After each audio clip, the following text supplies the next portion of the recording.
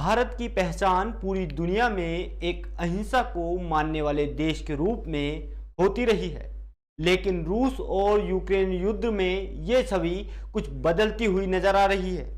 ताजा रिपोर्ट के अनुसार यूक्रेन द्वारा बनाया गया दुनिया का अब तक का सबसे बड़ा विमान कुछ दिन पहले यूक्रेन में नष्ट कर दिया गया। इसके अलावा रूस ने यूक्रेन के कई एयरपोर्ट को तबाह कर दिया। रूस ने खार्किव में यूक्रेन सेना मुख्यालय को क्षतिग्रस्त कर दिया है। इसके अलावा कीव में रॉकेट हमलों से कई इमारतों को नुकसान भी पहुंचाया गया है। रूस और यूक्रेन के बीच जारी इस जंग में अब तक 2000 से ज्यादा लोग मारे जाने की खबर है, जबकि इससे दुगना लोग घायल हुए हैं। रूस के रक्षा मंत्रालय ने दावा किया है कि सशस्त्र बलों ने यूक्रेन में 1600 से अधिक सैन्य ठिकानों को नष्ट कर दिया है। यूक्रेनी सेना ने 62 कमांडर पोस्ट, संचार केंद्र, 39 S-300, बुक M1 और ओसा वायु रक्षा मिसाइल प्रणालियों और 52 रडार स्टेशनों को नष्ट कर दिया है। रूस ने माना है कि उसने अब तक युद्ध में 4098 सैनिकों को खो दिया है। इसके अलावा 1597 लोग घायल हो गए हैं। यूक्रेन के राष्ट्रपति जेलेंस्की का दावा है कि उनकी सेना ने एक हफ्ते में 9000 रूसियों को मार गिराया। रूस पर कड़े प्रतिबंधों ने कच्चे तेल की कीमतों को $120 प्रति बैरल ढकेल दिया है। इससे पेट्रोल और डीजल महंगा हो सकता है। संयुक्त राष्ट्र ने कहा है कि रूसी हमले के बाद से करीब 10 लाख लोग यूक्रेन छोड़ चुके हैं। यूक्रेन में रूस के हमलों में अब तक 227 नागरिक मारे जा चुके हैं और 525 अन्य लोग घायल हो चुके हैं। मरने वालों में कई बच्चे भी हैं। बता दें कि यूक्रेन में रूसी मिसाइल हमले से एक भारतीय और एक बांग्लादेशी नागरिक की मौत हो गई है। आज भारत अपने हितों को समझता है और दुनिया को भी समझाना चाहता है कि हर बार सिर्फ भारत ही समझौता नहीं करेगा। विरोध और समर्थन के बीच एक विमर्श और भी हो सकता है, जिसमें एक बीच का रास्ता निकल सकता है। अब बात करते हैं रूस और यूक्रेन के साथ भारत के संबंधों की। विदेश मंत्रालय के अनुसार भारत के यूक्रेन के साथ सभी क्षेत्रों में द्विपक्षीय संबंध है। भारत सोवियत संघ के विघटन के बाद यूक्रेन को मान्यता देने वाले देशों में पहले नंबर पे था, इसलिए यहां के निवासी भारतीयों के लिए काफी सम्मान रखते हैं। भारत ने यहां मई 1992 में राजधानी कीव में अपना दूतावास खोला। वहीं यूक्रेन ने अमेरिका में अपना पहला मिशन फरवरी 1993 में दिल्ली में खोला था। पिछले 2.5 दशक और खासकर 2018 से 19 के बीच करीब 2.8 अरब अमेरिकी डॉलरों का कारोबार हुआ है। यूक्रेन से भारत को निर्यात की जाने वाली मुख्य वस्तु कृषि उत्पादक, प्लास्टिक और पॉलीमर, कीव खाना पकाने के तेल का एक महत्वपूर्ण आपूर्ति है।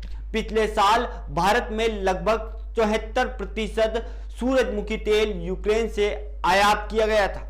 इसके साथ ही आपको बता दें कि मशीनरी, रसायन, खाद्य उत्पादों का आयात जो है यूक्रेन से किया जाता है।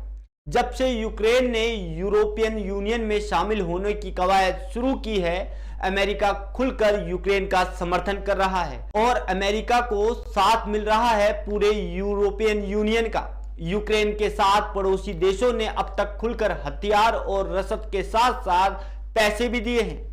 ऐसे में विरोध की भी लाइन बहुत साफ हो चुकी है कि कौन किसके साथ है और कौन किसके खिलाफ। न्यूट्रल रहने वाले देशों को अपनी बात पूरी प्रबलता से उचित ठहरानी पड़ रही है। यही वजह है कि भारत के लिए राहें मुश्किल होती दिखाई दे रही हैं।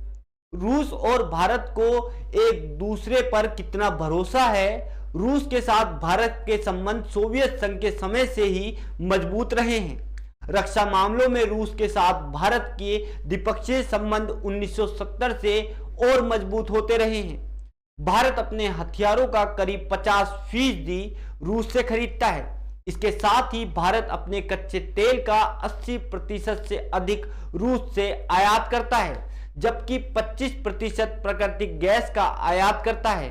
खासकर भारत हथियारों के लिए रूस पर ज्यादा निर्भर है। 2011 से 2015 तक देखें तो भारत ने अपने करीब 70% हथियार रूस से खरीदे हैं। इसके अलावा 2016 से 2020 तक हालांकि इसमें गिरावट दर्ज की गई है और यह घटकर 49% रह गया है। हालांकि दोनों देशों के बीच रक्षा सौदा S-400 रक्षा मिसाइल प्रणाली सौदा महत्वपूर्ण है। जब जब भारत को जरूरत पड़ी रूस ने इस्तेमाल किया और अपना वीटो रूस ने भारत के सामरिक, आर्थिक और व्यावसायिक हितों के लिए द्विपक्षीय संबंधों को मजबूत किया है, बल्कि संयुक्त राष्ट्र में लगभग 4 बार अपनी वीटो शक्ति का उपयोग करके भारत के आंतरिक हितों की मदद भी की है। रूस ने पहली बार संयुक्त राष्ट्र में भारत के लिए अपनी वीटो शक्ति का उपयोग किया था जब पाकिस्तान ने 1957 में संयुक्त राष्ट्र में कश्मीर को विसैन्यीकरण करने के लिए भारत के खिलाफ एक प्रस्ताव प्रस्तुत किया था। उस समय सोवियत संघ ने अपनी वीटो शक्ति का उपयोग करते हुए पाकिस्तान के प्रस्ताव को छोड़ दिया। दूसरी बार 1961 में पुर्तगाल के हाथों से गोवा की आजादी के लिए वीटो पावर का इस्तेमाल किया। इसके बाद 1961 में पुर्तगाल के हाथों से गोवा की आजादी के लिए वीटो पावर का इस्तेमाल किया गया। पुर्तगाल में संयुक्त राष्ट्र को गोवा का कब्जा करने के लिए लिखा गया था। इसके बाद 1961 में पुर्तगाल के हाथों से गोवा की आजादी के लिए वीटो पावर का इस्तेमाल। पुर्तगाल ने संयुक्त राष्ट्र को गोवा का कब्जा करने के लिए लिखा था। तीसरी बार आयरलैंड के प्रस्ताव को हटाकर सोवी वीटो शक्ति का उपयोग 1962 में तीसरी बार अपनी सोवी वीटो शक्ति का उपयोग करते हुए आयरलैंड के प्रस्ताव को हटा दिया गया था, जिसमें उसने भारत पाकिस्तान युद्ध के बाद दोनों देशों के बीच मध्यस्थता करके बातचीत के माध्यम से उस मुद्दे को हल करने की बात कही थी। रूस के इस कदम ने कश्मीर मुद्दे पर तीसरे देश की मध्यस्थता को अस्वीकार बना दिया था। पाकिस्तान कश्मीर मुद्दे पर चौथी बार रूस ने अपनी वीटो शक्ति का इस्तेमाल किया था। चौथी बार रूस ने अपनी वीटो शक्ति का इस्तेमाल जब किया था तब पाकिस्तान ने कश्मीर मुद्दे का अंतर्राष्ट्रीयकरण करने की कोशिश की थी। 1971 में बांग्लादेश की मुक्ति के लिए भारत और पाकिस्तान के बीच युद्ध हुआ और पाकिस्तान ने फिर से संयुक्त राष्ट्र में कश्मीर मुद्दे को प्रस्तुत किया। उस समय भी रूस ने अपने वीटो पावर का इस्तेमाल करके भारत से दोस्ती बरकरार रखी। पश्चिमी देशों के बिना रूस से कैसे रही दोस्ती, ये भी हम आपको बताते हैं। रूस यूक्रेन युद्ध के दौरान भारत के सामने सबसे बड़ी चुनौती पश्चिमी देशों को सरल रखना है। रूस और यूक्रेन के बीच युद्ध ने भारत को कूटनीतिक रूप से असहज कर दिया है। राजनयिक मामलों के जानकारों की माने तो भारत को पश्चिमी और रूस के बीच संतुलन बनाने में काफी दिक्कतों का सामना करना पड़ रहा है। भारत की कूटनीति के लिए यह सबसे कठिन दौर है। उन्होंने कहा कि भारत के लिए चुनौती यह भी है कि पश्चिम को अलग किए बिना रूस के साथ किस तरह अपनी दोस्ती को कायम रखा जा सके। भारत दोनों देशों के साथ देने के लिए क्यों न्यूटन है, ये भी आपको बताते हैं। इस समय America, Britain, France, Germany, Australia, Brazil, Canada, Bhutan, Cambodia, Denmark, Afghanistan, मिस्र, Ghana, Greece, Indonesia, Ireland, Italy, Japan समेत करीब 141 देश यूक्रेन के समर्थन में खड़े हैं, जिसके साथ ही भारत के आर्थिक, व्यापारिक और सामरिक संबंध हैं। अब अगर भारत ऐसे संकट की घड़ी में यूक्रेन के साथ खड़ा होता है तो उसका सबसे अच्छा दोस्त छूट जाएगा। अगर रूस का समर्थन करता है तो अमेरिका सहित दुनिया के 141 देशों के साथ संबंधों में खटास आ जाएगी। इसलिए भारत इस मामले में तटस्थ रुख अपनाए हुए है। आसान भाषा में समझते हैं कि कास्ट क्या है। Countering America's adversaries through sanctions act है, जिसे हम आसान भाषा में कहें तो कई तरह के प्रतिबंधों को लगाकर अमेरिका अपने विरोधियों को जो है रोक लगाता है। बता दें कि अमेरिका इस कानून का उपयोग अपने विरोधियों पर प्रतिबंध लगाने के लिए करता है। यह एक दंडात्मक कार्रवाई है। पहली बार इस कानून को लेकर 2 अगस्त 2017 को लगाया गया था। इसके बाद इसे जनवरी 2018 से लागू किया गया।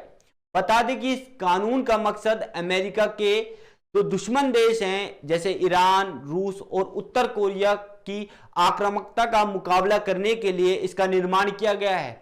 हालांकि अब भारत के लिए खतरे की तलवार लटक रही है और इसकी वजह है रूस से S-400 मिसाइल का समझौता। अब देखने वाली बात होगी रूस और यूक्रेन के बीच जिस तरह से युद्ध लगातार चल रहा है और आज युद्ध का 9वां दिन है। 9वां दिन है भाई, रिपीट। जिस तरह से रूस और यूक्रेन के बीच लगातार जंग जारी है और भारत की भूमिका अभी तटस्थ है। ना भारत यूक्रेन के सपोर्ट में बात कर रहा है और ना ही रूस के सपोर्ट में।